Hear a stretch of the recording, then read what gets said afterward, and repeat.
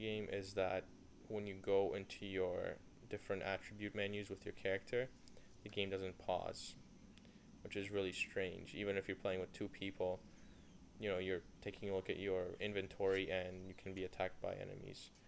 I understand if it happens in an online game or offline, weird choice, personally, I believe.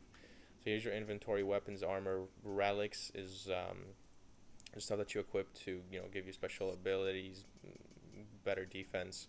Then you also have runes, which you learn your skills from, and different types of items that you can actually imbue your weapons and your armor with, which is also a lot of fun. Here's my mount, potions, etc. Overview, just a bunch of stuff, a lot of different stats that they give you about your character. Also the last three opponents that you killed, they also show them their hit points and experience, etc. Your attributes, it's your usual type of stuff, nothing crazy there. Obviously, personally focusing on intelligence to get my magic attack up there, since I am using a mage.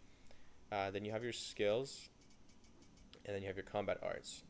So the combat arts work in a sense that they're pretty much your main force of attacking, especially for the high elf anyway. And they range from just my fireball that I used before for you guys.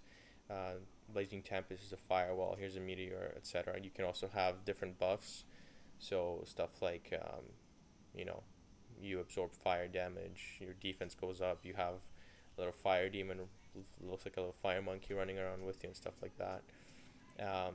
So for the high elf, you have your fire tree, ice tree, and your thunder tree.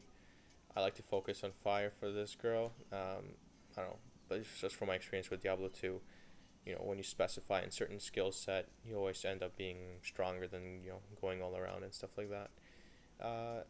So you level up the skills not from leveling your character, but actually from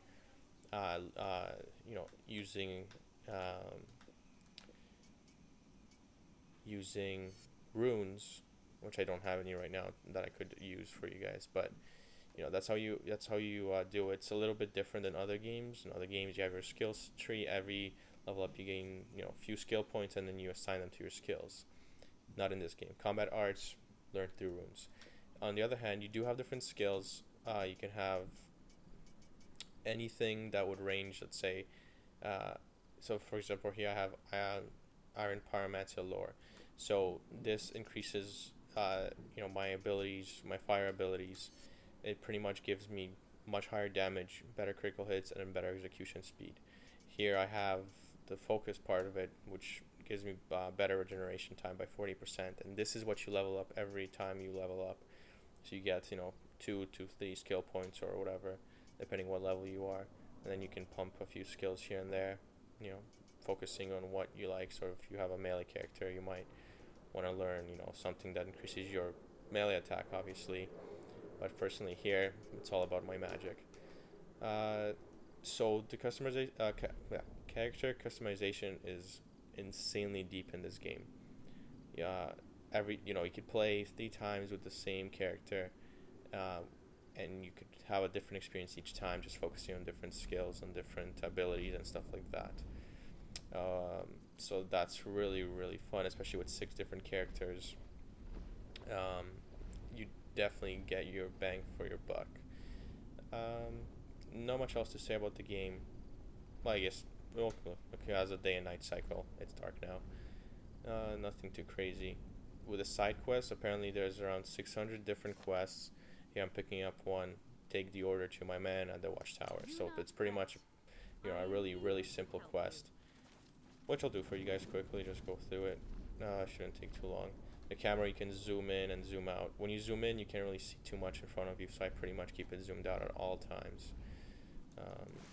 Find it much easier that way. It's kind of dark. You can't really see too well. Well, it's Orc Realm, so I guess you could expect that. Apparently I just walked into a huge horde of orcs, and let's see if I can get out of this mess.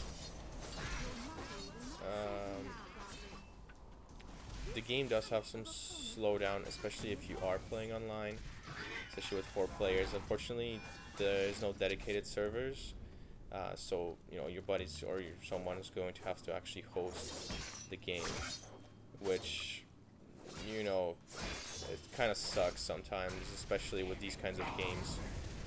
Any kind of problems will pretty much result in a disconnect or a glitch up, which you will glitch here and there from time to time. Your character might, freeze, stop walking, or stuff like that. But that's to be expected with these games, unfortunately, these days, especially open world like this, and a transition from a PC to a console version from time to time might kind of screw things up. Anyway, so that was a pretty simple quest, and now this guy gives me another quest: slay some goblins. So let's go around here.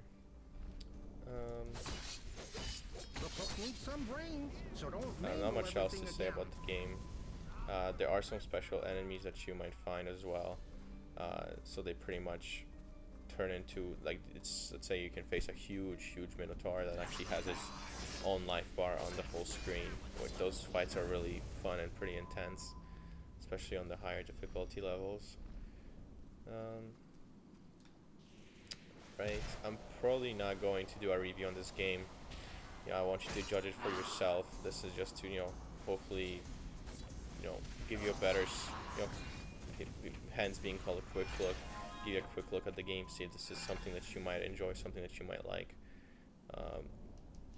If you're not looking forward to anything else and you want something that's going to give you a lot of playtime, especially if you have a buddy to play with offline or online, you're definitely gonna get your money well spent on this game if this is something that you might enjoy.